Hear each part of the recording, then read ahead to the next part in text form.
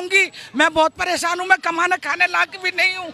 मेरा एक बच्चा वो लंगड़ा पास है, मैं किसके साथ रहूंगी। मेरा लड़का कहता है मम्मी जहर खा के मर जाएंगे, क्या करेंगे, हम कहाँ जाएंगे, कहाँ जाएंगे, हम कहाँ जाएंगे। हमारा तो कोई और शहर मकान कुछ नहीं है, हम कहाँ जाएंगे। मोदी ने पहले मकान तोड़वा दिया, मकान तोड़वाने के बाद पैसा दिया, पैसा देके मकान बनवाया, अब हमारा मकान फिर तोड़वा रहा है। हम कहाँ जाएंगे गरीब आदमी। मरेंगे तो सब ना, हम मरेंगे, हमारे बड़े कादा का पड़ेंगे, एक बिलाद के बच्चे हमारे हैं, एक बिलाद के बच्चे हम कादा का पड़ेंगे, अब का लेके पड़ेंगे। आई गवर्नमेंट चले, हम तो मरने को ले ऐसे। कहाँ जाने वाले इसके बाद? कहाँ जाएंगे, यहाँ के यहीं मरेंगे, यहीं रहेंगे। जब कल को बुलडोजर चलेगा और आप सामने होंगे, हो सकता है चोट लग जाए, हटेंगे नहीं आप? नहीं हटेंगे, हम पे बुलडोजर चढ़ा दो, मरेंगे, हम यहीं मरेंगे, सब यहीं रहेंगे, यहीं मरेंगे, सब यहीं मरेंगे। मैं तो अपने बालकों को लेके गोदी में लेके नहीं जाएंगे, हम सब यहीं मरेंगे। सबसे पहले बुलडोजर हमारे ऊपर चलेगा, मेरे मन बस्ती उजड़ेगी तो हम अपने बच्चों को लेकर यहीं मरेंगे, हम नहीं जाएंगे कहीं भी। बुलडोजर अपने को चढ़ाएंगे, बाद में कहीं जाएंगे। कहाँ जाएंगे, हमारे बच्चे जवान हो रहे, शादी लायक। हम ये सोचते हैं हम अपना मकान बेच के अपने बच्चों की शादी करेंगे, उसके लायक भी नहीं रहे हम तो। अब जब जगह ही अवैध है तो यहाँ पे नेता क्यों खड़ा हुआ है, सवाल तो पहला ये उठता है। आखिर पार्षद भी क्यों खड़े हुए हैं? यहाँ का कोई पार्षद है? अगर पार्षद है तो चुनाव में खड़ा क्यों? क्योंकि वोट तो आप लोगों ने ही लिया होगा इनका। तो फिर अवैध कैसी हुई जगह ये जगह अवैध है या नहीं है, ये फैसला ये है कि सरकार को ये लोग जब ये 75 साल पहले 80 साल पहले लोग आए थे, यहाँ झुग्गियाँ डाली थी, उस टाइम पे ये लोग कहाँ गए थे? और रेलवे की जगह थी तो रेलवे ने अपना बोर्ड क्यों नहीं लगाया था? जब ये लोग अपने पक्के मकान बना रहे थे तो रेलवे के लोग क्यों नहीं रोक रहे थे? और ये रेलवे की जगह नहीं है। हमारा मानना ये है कि इन गरीब लोगों को उजाड़ा जा रहा है। ना रेलवे की कोई बोर्ड है, ना रेलवे की कोई निशानी है, ना रेलवे का कोई सबूत है।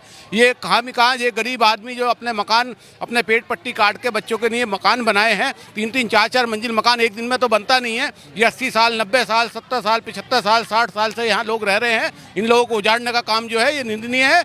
अब से पहले सरकारें कहाँ सो रही थी? मैं पूछना चाहता हूँ इन गरीबों का क्या होगा? ये मजदूर किस्म के लोग हैं, कोई ठेला पट्टी लगाता, कोई बेलदारी करता, कोई कुछ करता, कोई करता। इन लोगों को उजाड़ा जाएगा तो हम लोग एक आंदोलन करेंगे और जिसकी जिम्मेदारी सरकार की होगी। सरकार को समय रहते जागना चाहिए कि इन गरीबों को ना उजाड़ के पूंजीपतियों के पास तो बिल्डोजर चलाएगी नहीं। जो भूमाफियाओं ने कब्जे कर रखे, इन गरीब मलिन बस्ती दिखाई देती है। जब ये मलिन बस्ती अवैध बस्ती थी तो इसमें विकास क्यों कराया गया? इसमें खंभे क्यों लगवाए गए? इनकी वोटर लिस्ट क्यों बनवाई गई? इन्हें बिजली का कनेक्शन क्यों दिए गए? हम इसकी निंदा करते हैं और रेलवे अधिकारियों से अपील करते हैं, मांग करते हैं इन गरीबों पर रहम खाएं। और उनकी जमीन 70 साल से कहाँ सो रहे थे, 80 साल से कहाँ सो रहे थे? इन गरीबों को उजाड़ने का काम किया तो हम लोग आंदोलन करेंगे, अपनी जान तक देने के लिए तैयार रहेंगे। देखिए, प्रधानमंत्री आवास योजना के तहत एक पैसा है, एक सरकार ने योजना निकाली थी उन गरीबों के लिए जो अपना मकान नहीं बना सकते ना, उनको सरकार पैसा देगी और ये अपना मकान बना सकते हैं। उसके बाद सरकार की तरफ से एक बोर्ड लगता है उनके नाम के साथ। अगर ये अवैध है तो सरकार से मेरा ही सवाल है कि आखिर पैसा क्यों दिया गया है? इनको झूठे सपने क्यों दिखाए गए हैं? अब ये मकान 4 दिन हुए बने हुए और यही टूटेंगे मकान, अभी टूटेंगे मकान। कैसा दर्द होगा? सरकार का भी तो पैसा वेस्ट में ये बर्बाद है कहीं ना कहीं। और ये मकान बना के छोड़ तो दिया, बिजली का कनेक्शन दे दिया। अब सरकार इस पर क्या जवाब देगी? शायद चुप्पी साध लेगी, क्योंकि उनके पास बड़े बड़े वकील हैं, उनके पास बड़े बड़े नेता हैं, जवाबदेही है। ये शायद इनमें से बहुत कम लोग पढ़े लिखे होंगे, इनको तो पता भी नहीं है कि सरकार के बारे में क्या बोलना चाहिए क्या नहीं। पर सरकार से सवाल नहीं पूछेंगे, किसके पास अपना दर्द बयां करें? यही सवाल पूछ रहे हैं कि अगर अवैध है तो पैसा क्यों दिया गया? अगर पैसा सरकार के पास इतना फालतू है, क्योंकि टैक्स तो हम भी भरते हैं ना, हमारे टैक्स से ही तो इनके पास पैसा आता है, तो हमारे टैक्स का पैसा क्यों बर्बाद किया जा रहा है? यही एक सवाल और उठता है। तो ये इलाका देख सकते हैं, ये इलाका मेन रोड से टूटेगा सरकार के नोटिस के हिसाब से। इस सारे मकान टूटेंगे लगातार ऐसे सरकार के नोटिस के हिसाब से। अब सोचिए कि एक घर में अगर करीबन 5 से 10 जने भी रहते होंगे तो कितने की आबादी हुई? वोट लेने के बहाने सरकार ने तो बड़े बड़े वादे कर दिए।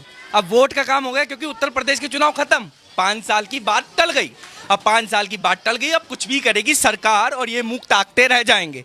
जब मकान टूटेंगे ना तो इनकी आंखों के बयां जो आंसू बहेंगे ना, शायद उसका दर्द कोई और नहीं समझ पाएगा। उसका दर्द यहाँ के लोग और यहाँ पे जो रहते हैं वो समझ पाएंगे, या जिस पे बीतती है वो समझ पाएंगे।